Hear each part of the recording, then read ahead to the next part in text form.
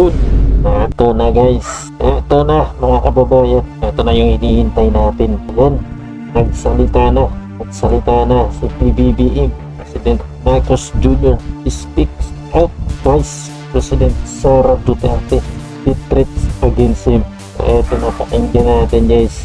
Ay sabay natin pakinggan to at pag-komento pagkatapos natin panoorin guys. Ano po para sa inyo? Anong masasabi nyo dito sa kanyang pahayag laban kasi nasabing threat against sa kanya? Na sinabi, naalala natin yung sinabi ni VP Sara na pag siya ay namatay, alam mo na ang sinabi niya dun sa tao niya. Pag siya ay namatay, alam mo na kung sino, patayin mo rin nila. Yun ang sabi niya na Martin, si Lisa at si Bibi. Yun ang sinabi niya. Ito yung sagot niya. Sabi, ang init ng issue ngayon mga kababayan, huwag natin palampasin ito. Ito ang pahayag. Panoorin natin. Nakakabahala ang mga pahayag na narinig natin itong mga nakarang araw. Nandyan ang walang pakundangang pagmumura at ang pagbabanta ng planong ipapatay ang ilan sa atin. Kung ganun na lang kadali ang pagplano sa pagpatay ng isang presidente, paano pa kaya ang mga pangkaraniwan na mamamayan? Yung ganyang kriminal na pagtatangka ay hindi dapat pinapalampas. Yan guys, hindi dapat pinapalampas. Ito yung aabangan natin, aabangan natin to noong susunod na pagpampo ng mga Marcos laban sa mga Duterte. Guys, ang gulo na ng Pilipinas. So, saan kaya tayo pupulutin? Yung mga leader natin hindi na nagkakaisa. Alam mo yung sino yung mga kawawa dito? Yung mga nasa laylayan, nasa baba, yung mga may hirap, yun dapat ang isipin nila. Dapat hindi nila ginanon ang mga Duterte dahil galing yun sa baba. Hindi yun magpapatalo. Marami din na ambag yun. Yan ay aking papalagan. As a democratic country, we need to uphold the rule of law. Ako, bilang pinuno ng Executive Department at lahat ng mga nanunungkulan sa pamahalaan ay may sinumpaang tungkulin na May sinumpaang tungkulin. Anong tungkulin? Nalala pa po ba kayo? Nangangampanya pa kayo. Ito yung mga sinumpaan ninyo. Ito yung pinangako ninyo at binitawan ninyo. Kung tumatakbo pa po kayo. Dapat yun ang inisip mo. Hindi na nga po. Mga dyan. Comment kayo dyan, yes. Kung sino dyan yung mga nakaalala pa sa mga kampanya. Panahon pa nila panya pa sila. Ito pa lang sa bigas, di ba? Maalala ninyo. Ano pa? Comment niya kayo. Ano pa yung mga pangako nila? Ayun ko. Pangako nila. Tungkulin. Kasi yung tungkulin. Parang hindi namin ramdam. Ang iba yung nararamdaman namin. Parang gulo yung hinahatir. Ginigisa natin yung sarili. Natin sa sarili mantika. tutup din at pangangalagaan ang konstitusyon at ang ating mga batas. Kaya hindi tama ang batas, alaga ng mga batas. Yung nangyari kay Atty. Lopez, Zulaika Lopez, nung klaseng batas yun. Kung pinapangalagaan ninyo yung batas, ay dami magre-react dito eh. Alam ko, dami magre-react sabi ko. May batas pala kayong nalalaman. Ano ang nangyayari ngayon? Sa pagkamurdo na Senate hearing. Doon pa lang kay Atty. Lopez, anong klaseng batas yun? Naisip nyo, diba? Mga kababayan, walang batas. Illegal na batas yung ginawa nila dun. Kaya na yung husga. pigil sa mga halal ng bayan sa paghahanap ng katotohanan. Hindi na sanang hahantong sa ganitong drama. Hindi sana hantong sa ganyang drama kung hindi ninyo inipit. Hindi inipit yung isa, yung kabila, yung kalyado mo, yung tumatakbo pa kayo. Abay mo sa pagtatakbo. Yung unity.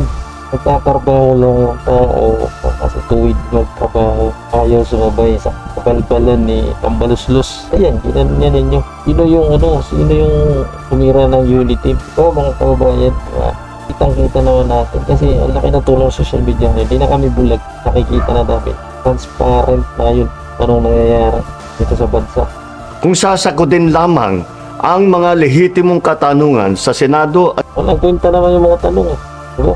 Idiin lang ninyo tanong doon yung wala. Kung may kaso talaga, kung may talaga, totoo talaga, di inaresto na yan. Wala, paulit-ulit lang yun eh. Walang gugulo, pero sigurado, alam naman natin yan. So may chimpo lang yan, si Pipi Sara. Nasagot din yan. Hintayin lang natin guys. Masagutin yan. Medyo kumano pa yan. Masyadong halos-dalos. Kumbaga, hindi umaatake ng basta. At sa House of Representatives, ang katotohanan ay hindi dapat itokhang. Tapos na sana Ang katotohanan daw ay hindi dapat ito po. Alam mo yan sa sarili. Tanong mo yung sarili mo. Katotohanan. Alam mo yung katotohanan eh. Pinagtatakpan ninyo yung katotohanan.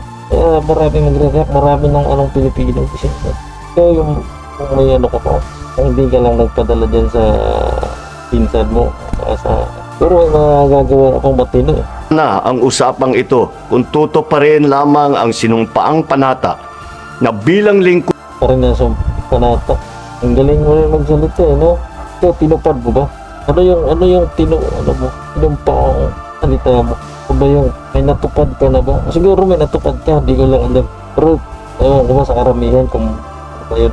So guys, kung kayo mga kababayan, kung may naalala kayo, kung may nakita na kayong natupad, tinumpaan, ano masasabi niyo? Ano masasabi niyo dito? Sabi na to, my goodness. bayan ay magsabi ng totoo at hindi hahadlangan. Oo. Imbis na diretsahang sagot, nililihis pa sa kwentong chicheria. Hangad ko na Inis pa sagot yung chicherya. Di kainin.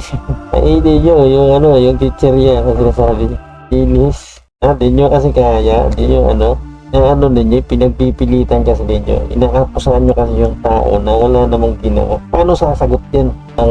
Sakto, hindi naman tama din yung mga nagtatanong yung pinag-aapusan ninyo, di ba?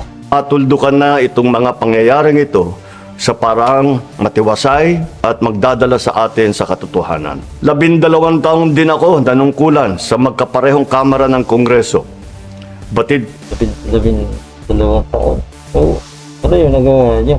Ngayon, isang taon na kayo, ano yung bigas? 20 kilos, 20 per kilo. Asa na yun? Asa na?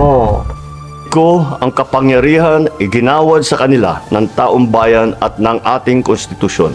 Dahil dito, iginagalang ko ang kanilang gawain bilang isang independenteng sangay ng ating republika. Kahit ang buong executive branch, lahat ng mga ahensya ay hindi nakakaligtas at parating sumasailalim sa kanilang masusing pagsusuri. Bilang isang bansa, marami tayong mga paghamon na dapat harapin at mga suliraning dapat bigyan ng lunas. Sa kabila ng mga pambabatikos, nakatuon ang aking pansin sa pamamahala. Ngunit, Nakatuon, guys. Ano masasabi niya? Nakatuon sa pamamahala. Parang ramdam namin tambalustos yung namamahala eh. Siya yung namamahala at saka yung dito. Kung kasama mo pa sila yung namamahala mas marami pa sila nagagawang kabalbalan kaya sa'yo.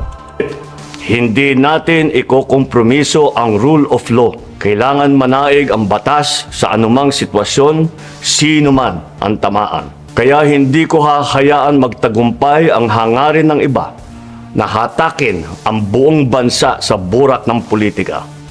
Igalang natin ang proseso. Tuparin natin ang batas. Alalahan Kasi nasandiyan ka pa sa nasasabi mo pa yan kasi nandiyan ka pa sa pwesto mo.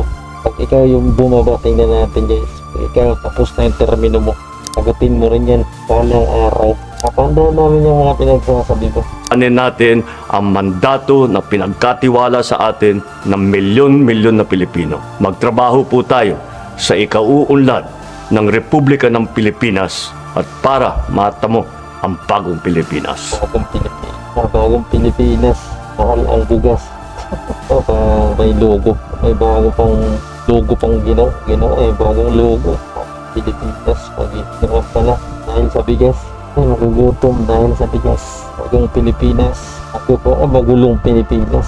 Di bagong Pilipinas. Magulong Pilipinas. Okay, hanggang dito na lang. Ang mga sabi dyan, mga pre, mga kababayan. Comment nyo sa baba kung ano ba. Ano yung masasabi nyo sa mga pakayag ngayon? Pangalan nating pangulong. Ito na yun, guys. Pagulo na ng pagulo. So, tayo magawa din. Pumanig din lang tayo kung saan yung tuwid. Doon na lang tayo. At paglaban natin ang tama at labanan natin ang mali.